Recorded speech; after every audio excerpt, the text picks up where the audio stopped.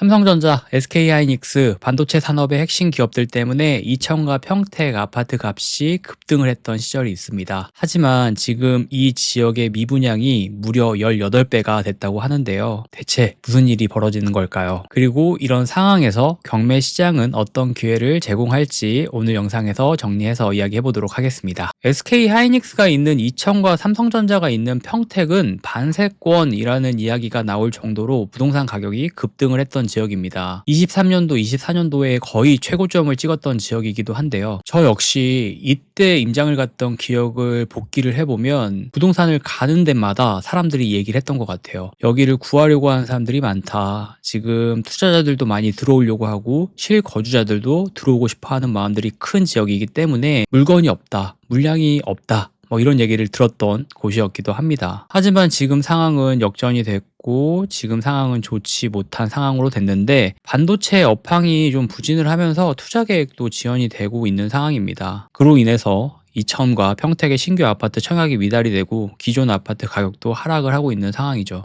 집값이 떨어지고 있구나, 조금 침체가 되고 있구나, 상황이 좋지 못하구나 이렇게 생각할 수 있지만 수치적으로 봤을 때 우리가 생각하는 상황들보다 훨씬 더 좀 좋지 못한 상황이 되고 있다고 하는데, 평택 미분양 같은 경우는 361가구에서 6,438가구로 1년 새 18배나 증가를 했습니다. 이천 같은 경우도 다르지 않는데 미분양 관리 지역으로 8개월째 지정이 되고 있는 상황인 거죠. 건설사 입장에서도 20년도, 21년도 상승 기장을 보면서 여기에 건물을 지으면 사람들이 들어오겠구나, 아파트를 지으면 수요가 있겠구나 이렇게 생각을 하고 아파트를 지었는데 부동산 침체기를 겪으면서 지금 현재 미분양이 많이 늘어나고 있는 상황인데요. 우리는 경매 이야기를 하기 때문에 이 미분양과 경매를 연결지어서 한번 얘기해 보도록 하겠습니다. 미분양이 지속이 되면 건설사는 금융비용을 감당하지 못하고 헐값에 매각을 하기 시작을 하죠. 분양권을 포기하는 사람들이 늘어나면서 경매 시장으로 이런 물건들이 유입이 되고 있는 상황입니다. 자, 그러면 이런 물건들 경매로 저렴하게 매수할 수 있는 이유에 대해서 얘기해 보도록 하겠습니다. 미분양이 많아지면 가격이 내려가면서 자연스럽게 감정가도 하락을 하게 되어 있습니다. 감정가라는 거를 많은 사람들은 오해하고 있는데 감정가는 현재 시세가 아니에요. 경매라는 것 자체가 6개월에서 1년 전에 나오는 물건들이기 때문에 개시 결정이라고 하는 이 날짜에 감정평가사라는 직업을 가진 사람이 이 아파트가 얼마가 될 것 같다 라고 내린 감정된 가격을 감정가라고 이야기를 하는데, 오해를 하시는 분들은 이 감정가가 현재 시세라고 생각하시는 분들이 있어요. 지금같이 부동산 시장이 급변하는 시장에서는 6개월에서 1년마다 가격이 달라질 수가 있고 어떤 물건들은 22년도, 3년 전, 4년 전 이런 물건들이 경매로 다시 나오는 것들이 있기 때문에 감정가가 현재 시세라고 생각하지 말고 감정가는 그냥 감정된 가격이다, 시세조사는 다시 하실 수 있으셔야 된다 라고 생각을 하시는 게 중요합니다. 싸게 살 수 있다라고 해도 시장 자체가 얼어붙었기 때문에 이런 심리를 이용한다라고 해도 입찰자가 적기 때문에 낙찰가율이 낮아지는 경우도 많습니다. 생각보다 지금 현재 시장에서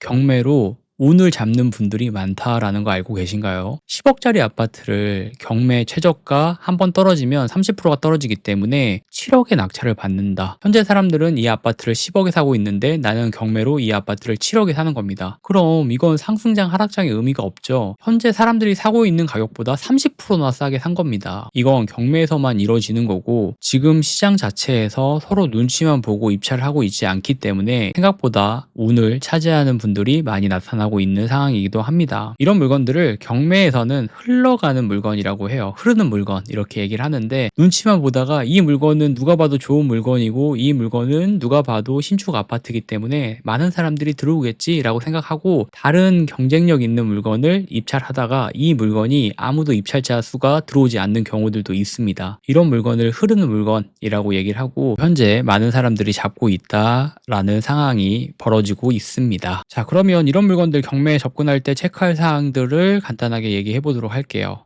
유찰이 몇 번 되었는지 좀 확인을 해 보셔야 되고 현재 6개월에서 1년 전 그 감정 가격보다 시세가 많이 떨어져 있을 수도 있습니다. 그렇다고 하면 2회, 3회 유찰된 경우 더 저렴하게 낙찰이 가능합니다. 지금 감정가 가격으로 낙찰을 받는다라고 하면 평택이나 이천 이런 지역의 물건들은 시세보다 비싸게 받는 거예요. 그렇기 때문에 1회나 2회, 많게는 3회 유찰된 물건들을 집중적으로 해서 보는 거를 추천드리고 있습니다. 그리고 이런 물건들은 실거주와 투자 목적을 좀 분리해서 접근하는 게 중요한데요. 실거주와 투자를 하려고 하시는 분들 어떻게 접근하면 좋을지 또 얘기해 보도록 하겠습니다. 실거주를 하려고 하시는 분들이라고 하면 지금처럼 가격 조정이 이루어졌을 때 경매로 시세보다 저렴하게 내 집 마련이 가능합니다. 특히 신축 아파트는 향후 가치 상승 가능성도 있죠. 투자자라면 전세가율이 높은 지역을 공략을 해야 됩니다. 지금 현재 평택이나 이천 같은 경우는 전세가율이 굉장히 높아요. 지방 아파트들의 특징인데 전세가율이 80% 많게는 90% 형성이 되어져 있는 곳들이 많습니다. 아파트가 1억이라고 했을 때 전세가가 8천에서 9천 이렇게 돼버리는 거예요. 전세가율이 높다는 건 이 지역, 이 아파트를 사고 싶은 사람들은 적은 겁니다. 하지만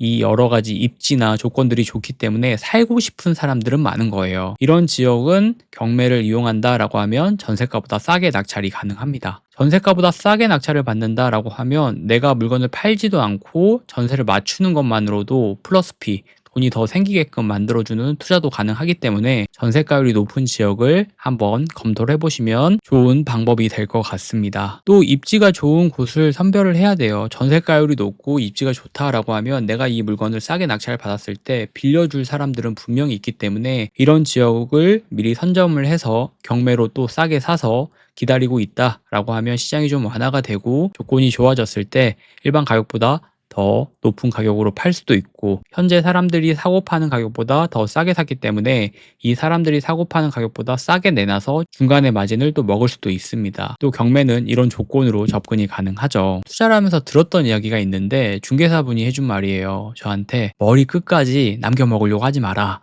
이렇게 이야기를 하시더라고요. 제가 곰곰이 생각을 해보니까 나한테 물건을 사는 사람도 어떤 이익이 있어서 이 물건을 사는 거고 나한테 물건을 파는 사람도 본인의 이익이나 어떤 이유가 있기 때문에 저한테 물건을 파는 거잖아요. 많은 사람들은 어떤 호재나 기회를 쫓아가는 것 같아요. 하지만 이 부동산 시장은 조금 다른 게 이런 기회나 호재 같은 경우 내가 아는 호재는 누구나 아는 호재다 이런 말들도 있잖아요. 이렇게 막 따라가는 투자들 같은 경우는 이슈나 어떤 변화되는 조그만 환경에서도 가격이 변동이 있을 수 있기 때문에 그래서 오늘은 이천과 평택의 부동산 시장이 급변하고 있다는 이야기 해봤고 또 위기 속에서 경매로 어떻게 기회를 잡을 수 있을까에 대한 부분 이야기를 해봤습니다. 지금 현재 시장이 어려운 건 맞지만 또 위기를 기회로 만들려고 하는 사람들도 있고 실거주나 투자를 하시려고 하는 분들은 또 각자 본인의 상황에 맞춰서 한번 이 위기를 어떻게 기회로 만들 수 있을지 생각해보고 고민을 해보면 좋을 것 같습니다. 오늘도 영상 봐주셔서 감사하고 내일 또 좋은 영상으로 돌아오겠습니다. 들어가세요. 감사합니다.